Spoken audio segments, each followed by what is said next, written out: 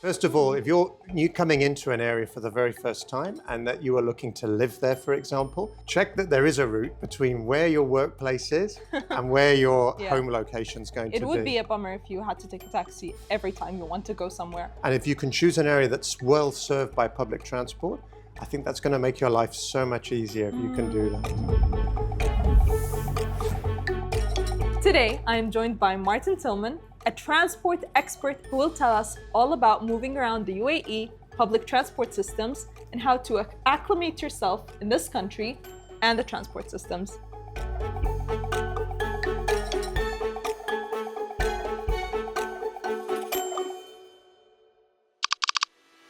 Let's say somebody moves here for the first time. What would they do first to begin exploring the UAE transport system? Good question. So I think the first thing to do would be to check the relevant authority web pages.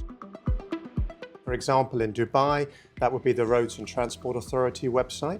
That has information about all the modes of transport that are under the control of the transport agency here. And then the same for Abu Dhabi, for example. That would be under Abu Dhabi Mobility. How does one get to know the route that they would need to take to go somewhere that they need to go? There are apps that actually help you to do that. So for example, in Dubai, there's the S-Hail app, which will help you to find out where the public transport routes are, give you the timings and let you see how those routes are operating. There are very good ticketing systems here in the UAE.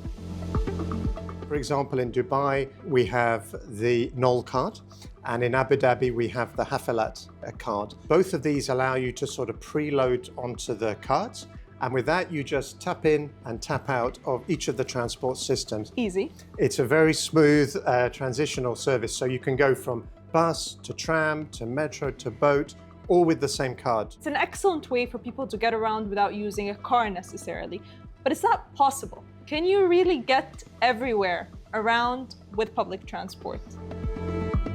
The benefit of having a multi-layered transportation system is we have different modes. So the buses can help fill some of the gaps where the metro service or the tram service is not serving.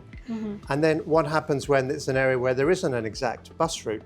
Well, that's where Dubai comes into its own. It has something called bus on demand and demand responsive transport. These are good because they almost operate like an Uber, but as a bus service. They're cheaper than the sort of on-demand taxi services because you're sharing. It's like a bus that sort of alters its route depending on who's asking for a journey at that time. In Abu Dhabi, they have a bus system. They also have this new system, which I really like, which is their automated rapid transit system. It's essentially a triple-layered bus. As it moves around the city, it looks like a tram. And I love the fact that Abu Dhabi and Dubai are both extremely innovative in terms of how they come up with new ideas to be tested. Something for everyone. Yes. If somebody does have a car, what is your advice in that area? Well, first thing is, of course, you need a driving license. So either you have to pass your driving test here in the UAE, or alternatively, if you come from one of the select group of countries, you can actually just transfer your existing license to a UAE license. And then in terms of driving around the city, you need to be aware that there are charges for driving around on certain roads. Okay, so like tolls. Like tolls, exactly. So in Abu Dhabi, they have the DARB system, and that is located essentially on the entry points to the city center. These are active only in peak times, so usually the morning peak and the evening peak only. Now, for Dubai, there's a different system called Salik. These Salik gates are located on various roads around the city. Yeah.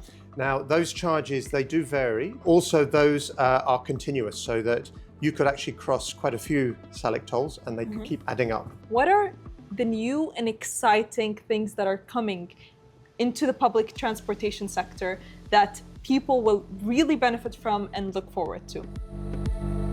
Well, I think the big one that's being tested at the moment is eVTOLs. So these are the electric vertical takeoff and landing machines. So essentially, air taxis. Air taxis, exactly right. Yeah. Now, you may have seen in the news recently, there have been tests in Abu Dhabi and Dubai to introduce these. The other big one for me, again, is a big dream, the introduction of Etihad Rail.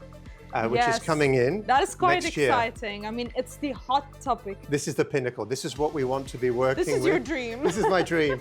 These are big steps for transportation, and we're making big steps within the UAE now. It's a very exciting time for transportation here. Thank you so much for joining me today. This was really, really informative. I hope you found this episode helpful. And don't forget to follow us at thenationalnews.com on all social platforms and subscribe to our channels. And of course, listen to this podcast wherever you get your podcasts. I will see you in the next one.